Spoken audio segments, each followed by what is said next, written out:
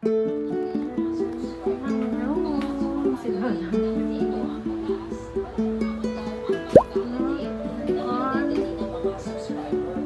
twin beds, tas extra bed, isa.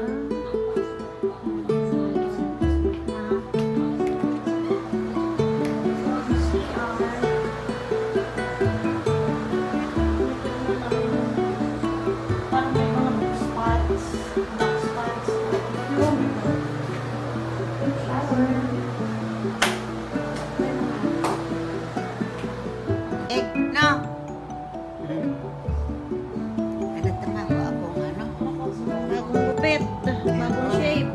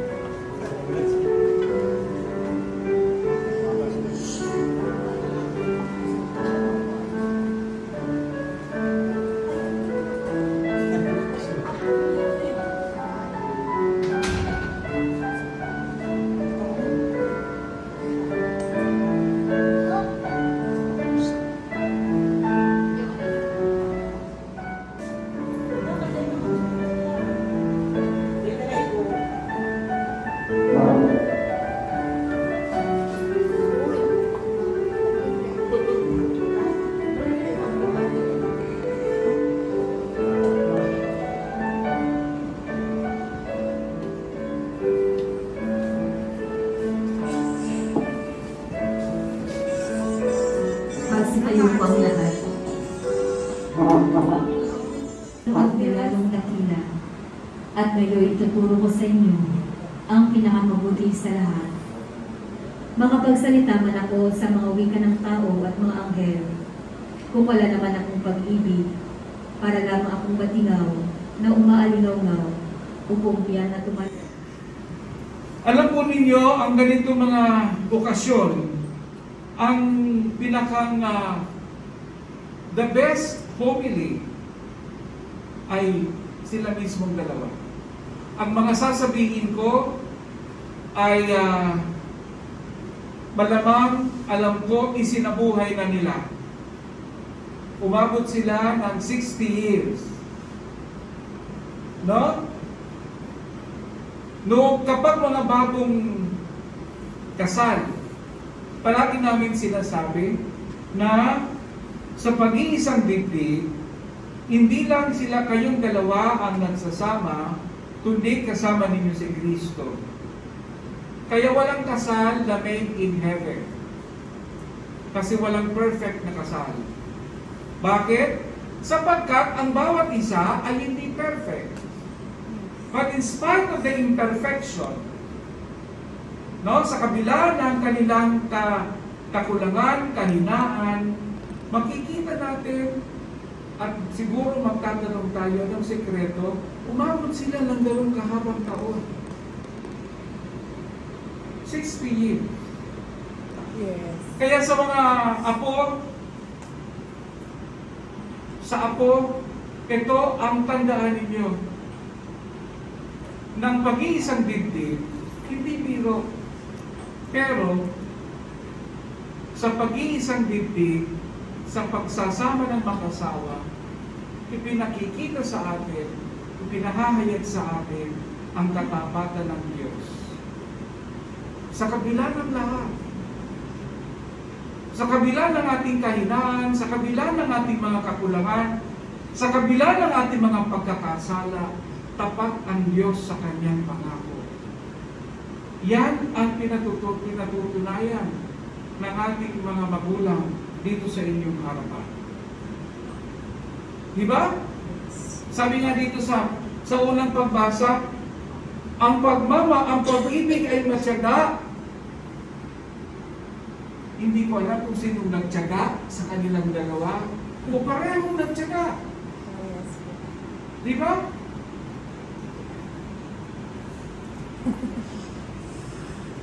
Napakintig si Tio. Naririnig ba ako, Tio? Hindi na siguro. Ha? Oo. So, ang pag-ibig ay matyaga at magandang loob. At sa pag-ibig, sa pagmamahal ng mag-asawa, may halong laging sakripisyo. Hindi palaging grasya. Diba? Yes. Pero sa kabila ng lahat ng yan, pinanindigan at nanatili kayong tapat sa isa't isa. Nakakalungkot sapagkat sa mga panahong ngayon, ang dami ng mga mag-asawa, hindi naman siguro nagbabago ang isip ninyo. Sasariwain lang naman ninyo, no? 60 years ago, saan ba kayo kinasal? Sa Albay? Naga. Sa Naga. Naga. Sa Naga. Saan sa Naga? Conception. Pequeña. Okay. Sige. Minamahal namin Armando at Violeta. Narito kayo ngayon sa harapan ng Panginoon upang magpasalamat sa pagmamahal na ibinabahagi niya sa inyo sa isang natatanging paraan noong basbasan at pagtibayin niya ang inyong kasal. Lakip ang pangakong mananatili siyang kabahagi ng iyong pang-araw-araw na buhay, ipinagkatiwala sa inyo ng Diyos ang tagumpay ng inyong buhay mag-asawa bilang biyaya at pananagutan. Armando, sa harap ng Diyos at ng kanyang sambayanan, pinagtitibay mo bang muli ang iyong pangako ng pagmamahal at katapatan sa iyong asawang si Violeta? Opo. Okay, alam na natin yan. Violeta, sa harapan ng Diyos at sa kanyang sambayanan, pinagtitibay mo bang muli ang iyong pangako ng pagmamahal at katapatan sa iyong asawang si Armando? Okay, very good. Sabay kayo sa akin, siya ikaw na lang. Diyos ng pag-ibig, minsan ay pinagtagpo mo ang aming landas. At tinawag mo kami bumuo ng isang tahanan. Ngayon ay binabalikan namin ng may pasasalamat ang mga masasayang taon na ibinigay mo sa amin. Tulungan mo kami iwasan ang mga nakaraan naming pagkakamali at panatilihin mo ang aming pagmamahala sa iyong tapat na pag-ibig upang sa patuloy na pagkakaisa ng puso at diwa kami ay magkasamang magkasalo. Kami ay magkasamang magkasalo sa pagdiriwang ng iyong pag-ibig sa buhay na walang hanggan. Basbasan mo ito ang aming panalangin panalangin. Aming panalangin.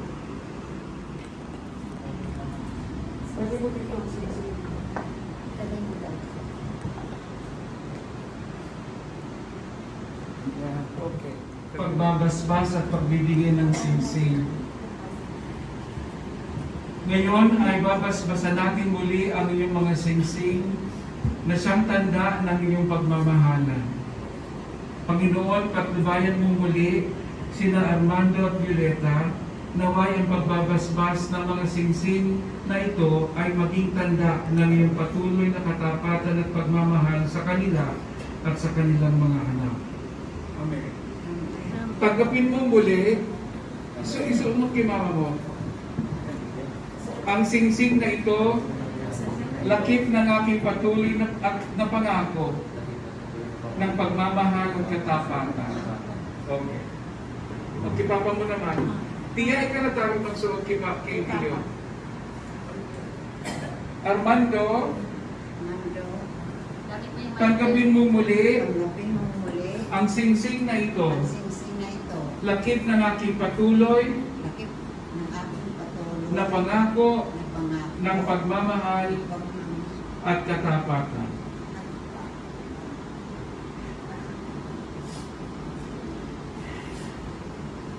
Naway basbasan at pagtibayin muli ng Panginoon ang pagpapanibago ng mga pangako ng iyong kasal na inyong ibinahayag sa harap ng kanyang sambayanan.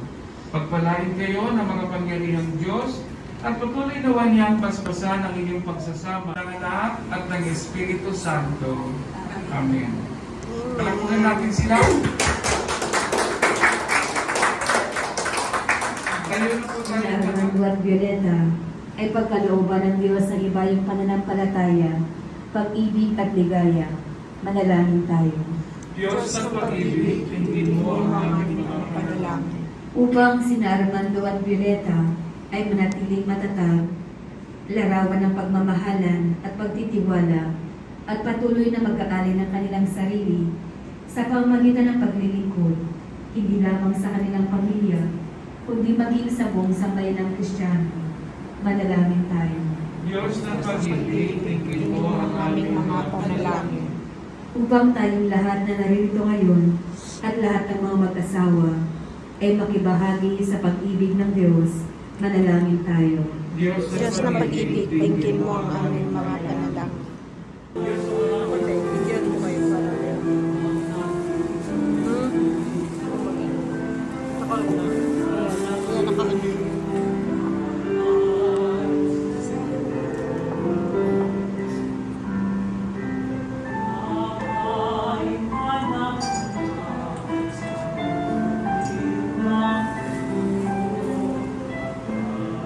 Salamat si Kristo. Amen.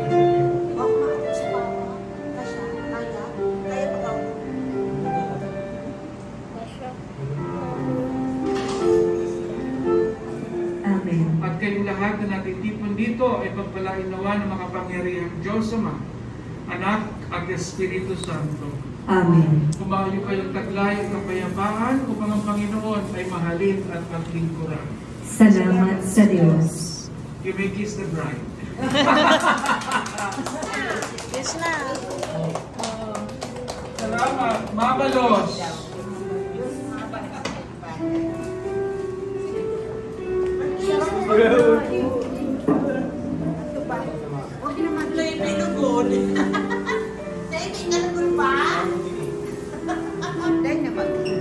Tapos kano ko na ikan, tapos bago ka nag-ibig.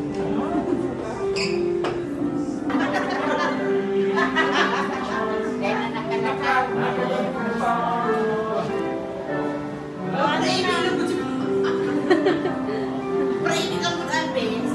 Wala na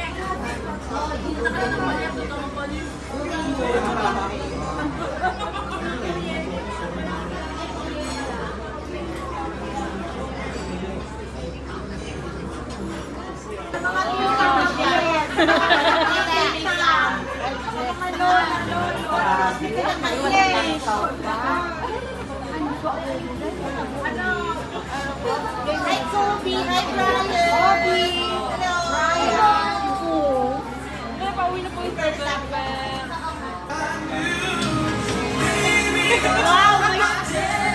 May song pa. Background song. Parang nagkakaon si Lolo eh.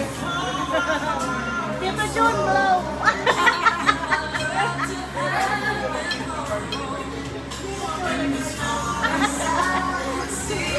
Aba, nagungitan siya.